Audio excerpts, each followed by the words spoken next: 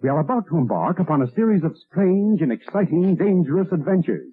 Adventures that will lead us to all parts of the world. Hello and welcome to another Bad Comic Review. This time we're looking at Pumpkinhead, issue 5. This is a 2018 miniseries from Dynamite Comics, written by Cullen Bunn, art by Blacky Shepherd, colors by Arancia Studios, letters by Arancia Studios, Troy Peteri. Backup story was also by Cullen Bunn with art by Kyle Strahm, and letters by Arancia Studios, Troy Peteri. I have cover A by Kyle Strahm. It's an okay cover. The pink's a little much. It should have been a darker color. It's supposed to look scary, and it contrasts poorly with the red. So it wouldn't have gotten me to buy the book just because it's kind of a weird image to have with a pink background, especially with the red blood there. So it didn't really work for me. Pumpkinhead is facing off with the other sins, while the sheriff and Ernest Kincaid and assorted ilk are trying to find safety. The sheriff manages to stash most of the people at a random person's house and seizes their truck, because why not? And Kincaid starts to really feel the effects when Pumpkinhead is injured. Meanwhile, Clayton's daddy shows up and slaps some sense into him, and the sheriff decides to take Ernest and Haggis to reunite with the family. But Monster shows up, of course, and Haggis gets vengeful. That Pumpkinhead shows up with Clayton not long after that. Because of convoluted storytelling, things happened, and suddenly bad guys don't exist anymore. It was kind of poorly executed on that front. But there is an interesting twist in how Pumpkinhead is dealt with that actually wasn't too bad. It made sense within the confines of the Pumpkinhead mythos, and I actually thought that the resolution made a lot of sense. The way the other monsters were dealt with was kind of short-sighted in a way. I had a problem with the way they got rid of the other monsters because they built them up over about 2 or 3 issues to make them out to be these super scary things, and then they just sort of vanish. But if you're just casually flipping through the book, it's not going to make a lot of sense. It does make sense within the context of what they're doing, but they could have explained it slightly better, I think. It just felt a bit rushed. Should have been foreshadowed a little more. As far as the glutton backup story, that was effectively told to you in the last line of the previous issue, how that was going to play out, and it was forgettable. I really hated the art on that too. But the main story, the art was better than issue 4. There's still a lot of panels that really needed some work, but it